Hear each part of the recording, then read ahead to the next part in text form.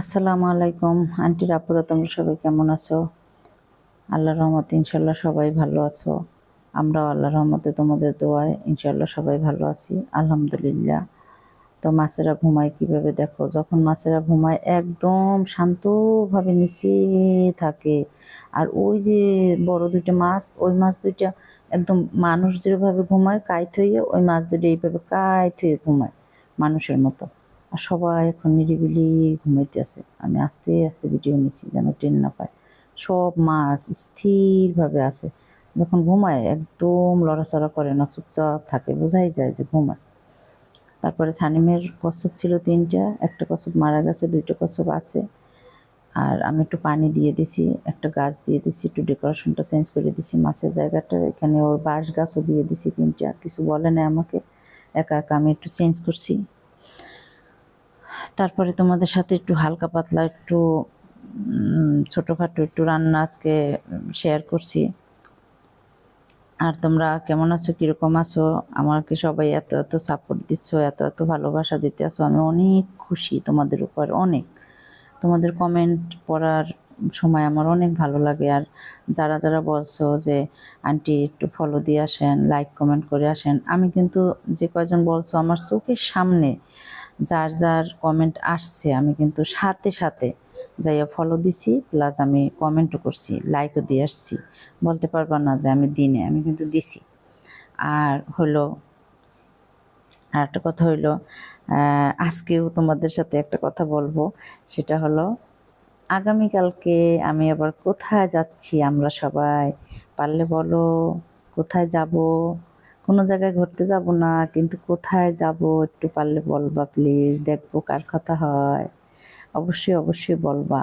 আর তোমরা কিন্তু ইউটিউবের শর্টসে আমাকে কোনো কমেন্ট বেশি একটা করো না তোমরা, কিন্তু আমি দেখছি ফেসবুকে আমার আইডিতে, আমার টিস্যুস কালেকশনে, আমি কিন্তু যখন আমি ভিডিও ছাড়ি তখন কিন্তু একদম লাইক কমেন্ট করো, একদম মানে কত কিছু করো।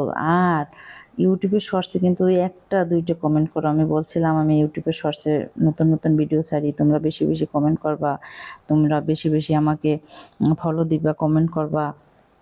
তোমরা কিন্তু করো না আন্টিরা পুরো, আমি কিন্তু কষ্ট পাইতেছি। আমি কিন্তু ইউটিউবের শর্টসে প্রতিদিন ঢুকি, দেখি একটা দুইটা কমেন্ট করো। বেশি বেশি দেখবা ইউটিউবের শর্টস, তাহলে আমি খুশি হব, কারণ নতুন ভিডিও আমি ওইখানে ছাড়ি বেশি, এদিকে আমি ছাড়ি কম। তারপরে আমি কালকে ইনশাল্লাহ আমরা সবাই বেড়াতে যাব। কোথায় যাব দেখতে পারবা, দেখার জন্য অপেক্ষায় থাকবা। আর কি কি জানতে চাও অবশ্যই বলবা, আমি অবশ্যই তোমাদের কথার উত্তর দেওয়ার চেষ্টা করি সব সময়। আমি প্রত্যেকটা কমেন্টের উত্তর দেওয়ার চেষ্টা করি।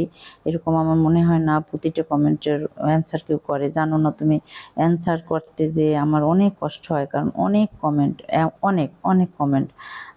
প্রতিটা ভিডিওর কমেন্ট রিপ্লাই দিতে গেলে বোঝোই তো অনেক কষ্ট হয় আমার, তারপর আমি দিই। তোমরা তো আবার দেখছি আমি পরে এসে দেখো, আবার বলো যে আন্টি হ্যাঁ তুমি ফলো দিছো, সাবস্ক্রাইব করছো, আবার এই কমেন্ট করছো, লাইক দিছো, হ্যাঁ আন্টি দেখছি দেখছি, অনেক খুশি হয়েছি, এরকম আবার বলো।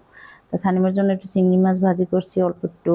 ও তো জানো স্বাভাবিকভাবে খায় না আমাদের মতো, ওর জন্য একটু চিংড়ি মাছ অল্প একটু ভুনো করছি। আর ওর একটু তেহারি আছে ফ্রিজে, তেহারিটা একবার যদি চিংড়ি মাছ দিয়ে কয়টা ভাত খাইতে পারি, পরের বার দেখা গেল তেহারিটা খাওয়াবো। আর ওর জানো না, এই যে আমের দিন, এখন কাঁঠালের দিন, বাচ্চারা সুন্দর আম কাঁঠাল খায়। ও স্বামী মানে কি বলবো, স্বামীও একটা কাঁঠালের কোষ জীবনে কোনোদিন মুখে দিয়ে দেখে না কেমন, আর সানিমও কোনোদিন একটা মুখে দিয়ে দেখে নাই। আমার মনে যে এত কষ্ট, এগুলো ওরা কেউ খায় না, অনেক কষ্ট। আর একটু ডিম সেদ্ধ করতেছি, ডিম সেদ্ধ করে তারপর কি করব, সাথে থাকো অবশ্যই দেখতে পারবা। আর এই যে বেগুন কাটি নিয়েছি, এটা একদম দেশি বেগুন। হ্যাঁ, আমরা সেদিন বাইরে ঘুরতে গেছিলাম, আসার সময় দেখছি দেশি বেগুন, বলছি কিনে নাও।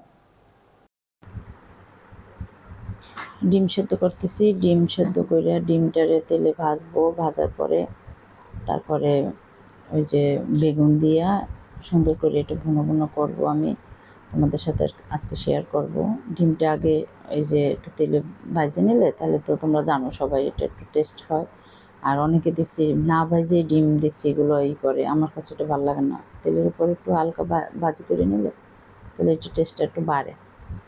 তারপরে আমি এই ডিমটা সুন্দর করে ভাজি করছি। ভাজি করার পরে ডিমটা তুলে রাখিয়া তারপরে আমি পেঁয়াজ, তারপরে হলুদ, মরিচ, লবণ, এই জিরার গুঁড়া, এগুলো একটু হালকা পাতলা একটু দিছি, রসুন বাটা, এগুলো সব দিয়ে তারপরে আমি বেগুনটা দিছি। বেগুনটা দিয়ে তারপরে আমি বেগুনটা যখন একটু সেদ্ধ হয়ে গেছে, বেগুনটা একটুকু পানি দেবো না, এরকম দেওয়ার পর ঢাকিয়ে রাখার পর এমনি বেগুনটা সেদ্ধ হবে। তারপরে আমি ডিমটা এরকম আস্তাও দিতে পারতাম, আমি আস্তা দিই না, ডিমটা কেটে তারপর বেগুনের উপরে দিছি। এই খাবারটা আমার কাছে অনেক ভালো লাগে, কিন্তু ধনিয়া পাতা দিলে আরও ভালো লাগে, কিন্তু ধনিয়া পাতা বাসায় নাই, না থাকলে আর কি করার, যেটা নাই সেটা তো নাই। তারপরে এই খাবারটা আমি প্রায় আগে রমজান মাসে বেশি করতাম, আমার ভোর রাত্রে খাবারটা দিয়ে খাইতে অনেক ভালো লাগে। আর তোমার আঙ্কেল একটু বেগুন পছন্দ করে, বেগুন দিয়ে যেভাবেই তরকারি রান্না করি, যাই করি, ভাজি করি, ভর্তা করি, যাই করি, তোমার আঙ্কেলের একদম পেট ভরে ভাত খায়। তা মাশাআল্লাহ, আল্লাহর রহমতে তোমার আঙ্কেলের কোনো ডায়াবেটিস নাই, সুস্থ আছে আল্লাহর রহমতে, আল্লাহ ভালো রাখুক। তারপরে আমি বুনো করে তারপরে বেগুনটা দিই। তা তোমরা আজকে মানে একটা চেনা জানা একটা রেসিপি একটু অন্যরকমভাবে করছি, বেগুন দিয়ে একটু হালকা হালকা ভুনা করছি, একটু দেখে নিলা, জানলা, একটু জানা আছে অবশ্য অনেকেরই, বেগুন দিয়ে ঝোল ঝোল, মাছ দিয়ে আলু দিয়ে রান্না করা, তারপর বেগুন দিয়ে ডিম দিয়ে ঝোল ঝোল রান্না করা, কিন্তু বেগুন দিয়ে ভাজি করে ডিম এরকম দিয়ে রান্না ভুনো ভুনো করা অবশ্যই অনেকে করছে, জানি না আমি আজকে করলাম, তোমাদের সাথে শেয়ার করলাম। মাঝে মাঝে এটা করে দেখবা, অনেক টেস্ট হয়। মাঝে মাঝে না একটু ভর্তা, অন্য খাবার একটু ভালো লাগে মুখে। আবার মানে এটা কিন্তু নিজের রুচির ব্যাপার, যে আজকে আমার কী খাইতে ইচ্ছে করে, বা এটা কিন্তু নিজের ভিতর থেকে আসে। যেটা খাইতে মন চায় না ওইটা মন চাই না, আর যেটা মন চায় ওইটা আমার দেখা গেল ভর্তা হইলেও পেট ভরে ভাত খাওয়া যায়। এরকম মাঝে মাঝে অনেক ভর্তা খেতে ইচ্ছে করে। একদিন তোমাদের সাথে ভর্তা আমি শেয়ার করব, আমি কয়েক ধরনের ভর্তা বানাবো, তোমাদের সাথে আমি শেয়ার করব। ভর্তা কিন্তু বানাইতে সবচেয়ে কষ্ট, কিন্তু আবার সবচেয়ে টেস্ট একটা লোভনীয় খাবার ভর্তা যেদিন থাকে পেট ভরে ভাত খাওয়া যায়। আমি আবার বেশি ভাত খাইলেও আবার খারাপ লাগে শরীর, যে আমার যেহেতু ডায়াবেটিস আছে এই জন্য। তো সবাই তোমরা দোয়া করবো আমার ডায়াবেটিসটা যেন, মানে আমি আল্লাহর কাছে মাঝে মাঝে বলি আমার ডায়াবেটিসটা তুমি একদম আমার শরীরে রাখবাই না, যেন থাকে না। তবে ডায়াবেটিস নাকি একবার হইলে নাকি আর কোনো দিন যায় না, কিন্তু এরকম যদি হইতো সত্যি সত্যি যে আমার আর থাকবেই না, আমি পেট ভরিয়া মিষ্টি খাইতে পারবো, মিষ্টি জিনিস খাইতে পারবো, ভাত খাইতে পারবো, তাহলে আমি এত খুশি হইতাম। কিন্তু ভাত মানে বেশি মানে আমি এমনিতে ভাত কম খাই, তারপরও দেখা গেল এক প্লেটের জায়গায় 2 প্লেট নিলে, 2 প্লেট কি, এক প্লেটের জায়গায় খাইছি, আর অর্ধেক চামচ নিলেও মানে ওইটাই আমার জন্য কেমন যেন শরীর কেমন যেন লাগে। কারণ ওই ভাতটায় তো রস, ওইটা খাইলে ডায়াবেটিসের জন্য অনেক ক্ষতি। আর রুটি কোনো মানুষ খেতে পারে, বিশ্বাস করো আমার কাছে একদমই ভালো লাগে না। রুটি জিনিসটা কি, মাঝে মাঝে ওই যে গরুর বট আছে না, গরুর বটগুলো দিয়ে মাঝে মাঝে রুটি ভালো লাগে। মাঝে মাঝে তোমার একটু স্যুপ দিয়া, তান্দুরি ওই যে রুটি আছে না, নান নান একটু পায়া দিয়ে খায়, এইগুলো ভালো লাগে। কিন্তু বিশ্বাস করো এই যে বাসায় রুটি বানাইয়ে ভাজি দিয়ে বা ডিম দিয়ে বা মাংস দিয়ে খায়, আমার এগুলো ভালোই লাগে না, একদম বিরক্তকর, আমার কাছে কান্না আসে বিশ্বাস করো আমার। কারণ কান্না আসে এই জন্যই যে আমার তো বাধ্য খাইতে, আমার খাওয়াই লাগবে এটা, আমি তো ভাত খাইতে পারবো না, এই জন্য আমার কষ্ট লাগে। আর যদি আমি নিজে ইচ্ছে করে খাইতাম যে আমি খাইলে খাবো, না খাইলে না খাবো, হয়তো বা সেই তখন আমার কাছে একটু ভালো লাগতো। যে কোনো জিনিসই বাধ্য হইলে কিন্তু ভালো লাগে না, তাই জন্য হয়তো বা আমার কাছে ভালো লাগে না যে আমার তো এইটাই খাইতে হইবে, তো খাই অনিচ্ছে। আর আমি একটু বিট লবণ বানাইছি, আমার বাসায় সবসময় বিট লবণ বানানো থাকে, আমি একটু বিট লবণ বানাইছি। এই লবণের ভিতরে শুধু লবণটা আগে একটু ভাজে নিয়ে তারপরে মরিচের গুঁড়া, জিরার গুঁড়া, ধনিয়ার গুঁড়া, তারপরে তোমার এগুলো দিয়ে, মানে ভাজার পরে আগে লবণটা সুন্দর করে অনেকক্ষণ ভাজতে হবে, ভাজলেই তো বোঝা যায় যে এই লবণটা কোন সময় হইতে পারে, যে দেখলেই বোঝা যায় এখন লবণটা ভাজা হয়েছে। ঠিক তারপর ওই 2-3টে জিনিস দিয়ে তোমরা পারলে আরও কিছু আইটেম বাড়াইতে পারো, এটা যত বাড়াবা অতই ভালো লাগবে। তো এই কয়টা জিনিস দিয়ে আমি তারপরে নামাইয়ে একটা কাচের বয়মে রাখছি, কারণ ওই পেয়ারা, তারপর কাঁচা আম, তারপরে আমড়া, শসা, এগুলো কিন্তু বিট লবণ দিয়ে খাইতে অনেক ভালো লাগে। সানিম তো পেয়ারা দিয়ে বিট লবণ দিলে অনেক খুশি। কিছু কিছু খাবার আছে বিট লবণ দিয়ে অনেক ভালো লাগে আমার কাছে। কাঁচা আম যেমন মানুষ মাখাইয়ে খায়, তার চেয়ে আমি বিট লবণ দিয়ে আমি সুন্দর লাগাই লেগে খাই, এটা আমার বেশি ভালো লাগে। তোমাদের কাছে কেমন লাগে অবশ্যই জানাবা। এক একজনের খাবারের ধরন এক এক রকম, আমার একরকম, তোমাদের একরকম, তাই না? তো তারপরে তোমাদের সাথে এই টুকিটিকি আজকে বেশি রান্না বান্না করি নাই, এইটুকুই রান্না করছি। শুধু সানিমের জন্য চিংড়ি মাছ ভুনো করছি, আর আমরা একটু বেগুন আর আলু একটু ভুনো করছি। কারণ আমি তো ভাত খাই 2 বেলা, রাত্রে আর দুপুরে, আর সকালে তো রুটি। মাঝে মাঝে আবার রাত্রেও আমি রুটি খাই। তাই জন্য তরকারি বেশি রান্না করলে হয় কি, ফালানো যায়, আমরা এরকমভাবে তো খাইতে পারি না। 2 ধরনের তরকারির পর 3 ধরনের তরকারি রান্না করলে শেষ। হ্যাঁ, যেমন ডাল একটা তরকারি, আবার না হয় মাংস, আবার ডাল।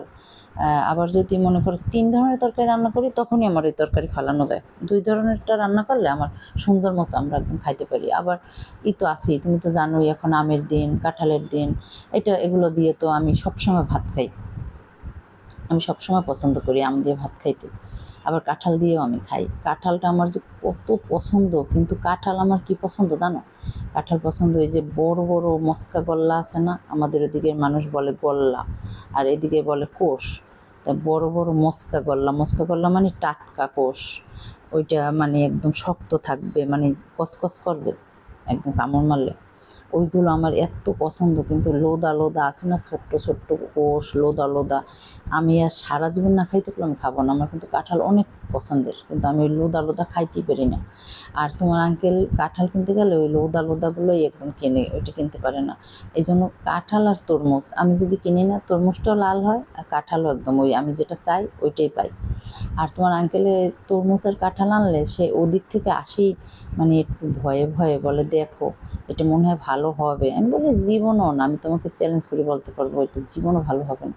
ঠিকই ভাঙ্গার পর দেখি খারাপ। মাঝে মাঝে ভালো হয়, মানে 10 দিনে আনলে 1 দিন ভালো হয়, এরকম অবস্থা। কাঁঠাল আনলে কাঁঠাল ভাঙতে যে ঝামেলা, তোমাদের কাছে কেমন লাগে হাতে যখন কষ্ট লাগে? আল্লাহর রহমতে তোমার আঙ্কেল সব সময় কাঁঠাল নিজে ভাঙে, এত সুন্দর করে কাঁঠাল ভাঙতে পারে। আমি বলি আচ্ছা থ্যাংক ইউ, তুমি যে কাঁঠালটা মানে ভাঙা তোমার পছন্দ। হ্যাঁ, এটা সুন্দর করে সে কী করে, কাঁঠাল আনে একদম একসাথে কাঁঠালটা ভাঙবে সব কাঁঠালটা উঠে ফেলাইবে, উঠে একটা বক্সে ভরে নর্মালে রাখবে। নর্মালে রাখলে তাহলে একটু হালকা হালকা ঠান্ডা থাকে, যখন ইচ্ছে তখন আমরা বের করে খাই, এটা একটা ভালো বুদ্ধি। আর কাঁঠালের ভিতরে থাকলে কিন্তু দেখা গেল এখন খাইতে ইচ্ছে করলো, খাওয়া কিন্তু আর হয় না, যে উঠান লাগবে, হাতে কষ লাগবে, এই জন্য কিন্তু খাওয়া হয় না। আমি কিন্তু অনেক কাজ পারি, তোমরা জানো না, আমি সুন্দর সুন্দর খাতা সেলাই করতে পারি। তারপরে আমি অনেক মানে কিছু কিছু জিনিস আছে আমি খুব ভালো পারি।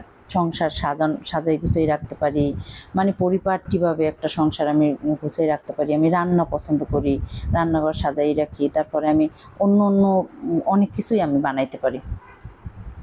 এই তোমার জামা কাপড় নিজের হাতে বানাইতে পারি কিছু কিছু অল্প অল্প। তারপর ছোট বাচ্চাদের ড্রেস বেশি বানাইতে পারি। আমি কিন্তু হাতে একদম হাতে সিজার দিয়ে কাইটে, তারপর তোমার হাতে সুই দিয়ে সুতো দিয়ে সেলাই করে মানে আমি জামা বানাইতে পারি ছোট্ট বাচ্চাদের, খুব সুন্দর হয়। বোঝাই যায় না যে এটা আমি হাতে সেলাই করে বানাইছি, তাও আমি পারি, কারণ আগে আমি পুতুলের জামা বানাইতাম তো, এই জন্য অভ্যাস হয়ে গেছে। তারপরে আমি একটা মেশিন কিনছিলাম, মেশিন আমি অনেকবার কিনছিলাম। একবার আমি একটা দারোয়ানের বউরে আমি একটা মেশিন দিয়ে দিয়েছিলাম, বলছে আপনার মেশিনটা আমাকে দিলে আমার অনেক উপকার হবে। তো মেশিনটা থাকলে আমি মাঝে মাঝে বাসায় একটু টুকিটিকি জিনিস লাগে একটু সেলাই করি। তা সে চাইছে, আমার এত মায়া লাগছে, আমি দিয়ে দিছি মেশিনটা। অবশ্য তার অনেক উপকার হবে, আমি একটু টুকিটিকি মাঝে মাঝে চালাই, তার সে তো তার মেশিনটা চালাইয়া ইনকাম হবে, তার অনেক বেশি উপকার হবে। তার আগেও একটা মেশিন ছিল, ওইরকম কারে যেন দিয়ে দিছিলাম, তারপর আর আমার মেশিন কেনা হয় না। তো আমি এখন টার্গেট করছি একটা কারেন্টের মেশিন কিনবো, যদি কিনি একটা কারেন্টের মেশিন কিনবো, তাহলে দেখা গেল মাঝে মাঝে একটু নিজে কিছু একটা বানাইলাম, বাসায় এই জিনিসটা আমার বানাইতে ইচ্ছে করলো, আমি একটু বানাইলাম, একটু শখ লাগলো একটু বানাইলাম। এই এই জন্য আমি একটা মেশিন কিনবো। আর এই পাখির কথা তোমাদের বলছিলাম না, এই পাখি দুইটা আমি টিম করতে চাই। 2টা করবো না, একটা করবো, আমি কিছু জানি না, তোমরা বলবা। একটা হয়েছে মায়ের মতো, একটা হয়েছে বাবার মতো পাখি। তোমার আঙ্কেল একটু চা খাইতে আছে, একটু বিস্কিট খাইতে আছে। তা আমি ভিডিওতে আসি নাই, মাঝে মাঝে মন চায় না ভিডিওতে আসতে, আমি ভিডিওতে আসি নাই। তোমার আঙ্কেলকে আমি ভিডিও নিছি, একটু চা খাইতে আছে বসে, এই যে টিপ বিস্কিট দিয়া চা খাইতে আছে। আমি দুধ চা খাইতে পারবো না দেখে তোমার আঙ্কেলও দুধ চা খাওয়া একদম ভুলে গেছে, কারণ আমার জন্য তো দুধ চা অনেক ক্ষতি। ডাক্তার বলছে আপনি দুধ চা খাবেন না, মানে আপনি খাইলে খাইতে পারেন, কিন্তু আপনার জন্য অনেক ক্ষতি দুধ চা, ডায়াবেটিসের রোগীর জন্য। আপনার রং চা খাবেন প্লাস চিনি ছাড়া। তা আমি কী করি, ওই যে খাই, ওই যে সুগার ফ্রি যে চিনিগুলো, ওগুলো আমার সবসময় তোমার আঙ্কেল আনিয়ে দেয়, ওই চিনিটা আমি খাই। ওইটা মানে একটু মিষ্টি মিষ্টিও লাগে, চিনির মতো তো হয় না, তারপরও আমি যদি একটু সেমাই, তোমার আঙ্কেল খুব সেমাই পছন্দ করে, তাহলে সেমাই যখন সে রান্না করে তখন বলে যে তোমার জন্য একটু সেমাই রান্না করি। তা আমি তোমার আঙ্কেলকে যদি আমি সেমাই রান্না করে দিই, তার জীবনও পছন্দ হয় না। সে ওই আগে বাটিতে সেমাই দিবে, তারপরে দুধ দিবে। আমি যদি ওরকমই দিই, বলে না হয় না, সে ওই একদম সেমাইটা শক্ত শক্ত থাকবে, দিয়ে সাথে সাথে খাবে। তাই জন্য আমি বলি ভাই একদম সরি, তোমার সেমাই আমি জীবনও রান্না করবো না, কারণ তোমার মন আমি কোনোদিনই পাবো না। এই জন্য সেমাইটা সবসময় তোমার আঙ্কেলে রান্না করে। আর আমি বলি কি, যদি খাই তাহলে বলি আমার জন্য একটু করবে, আর না খাইলে তো না। আগে আমি সব এত কাজ পারতাম, কিন্তু এখন পারি না। এই যে ডায়াবেটিস হওয়ার পর জানো না, শরীরে কোনো শক্তি থাকে না, কেমন যেন অনেক দুর্বল লাগে আর কি। শরীরের যে একটা মানে শক্তি, এটাই শেষ করে দেয় ডায়াবেটিস, জানো এত কষ্ট লাগে। এত কাজ পারতাম তুমি জানো না, যে আমার এত বড় একটা বাসা, আমি মনে হয় আমরা 1 মাস পর পর মনে হয় ফার্নিচার এদিকের তো ওইদিকে, ওইদিকের তো ওইদিকে, এই রুমের তো ওই রুমে, ওই রুমের তো ওই রুমে, এই জায়গার আলমারি ওই জায়গায়, এই জায়গার মানে ডিজাইন চেঞ্জ করতাম, মনটা ভালো লাগতো। কেমন জানি মনে করতাম কি আমাদের একটা নতুন বাসা। আবার বিছানার চাদর এই চেঞ্জ করতাম সপ্তাহে 2 বার, সুন্দর সুন্দর একদম। বোঝো না এখন আমি এত সুন্দর করে রাখি, তাহলে আগে কীরকম রাখতাম। তখন শরীরে শক্তি ছিল, পারছি, কিন্তু এখন বিশ্বাস করো এখন আর ওই রকমভাবে ইচ্ছে করে না, তাও কষ্ট মষ্ট করে সব সময় গুছিয়ে রাখি। সেই জন্য তোমার আঙ্কেল আমার না অনেক হেল্প করে। তোমার আঙ্কেলকে ধন্যবাদ, এই জন্য আমাকে অনেক বোঝার চেষ্টা করে যে ওর গায়ে এখন শক্তি নেই, আগে কত কাজও করছে, এখন তো শক্তি নেই, আমি একটু হেল্প করি। তা তোমরা কমেন্ট করবা যে আমি কোথায় যাব, তোমার আঙ্কেল আমরা কোথায় যাব। স্বামী মুনতাকে বলবো, সে তো অসুস্থ, ও তো এখন যাইতে পারবে না। তারপর আমি বলে দেখবো, আমি তোমাদের এই ভয়েস ওভারটা শেষ হওয়ার পরই ওকে আমি ফোন দেবো ওদেরকে, যে তোমরা যদি যাও তাহলে তোমরা রেডি থাকবা, গেলে নিয়ে যাব, আর যদি না যায় তাহলে আমরা যাব। বলো তো কোথায় যাব। আল্লাহ হাফেজ।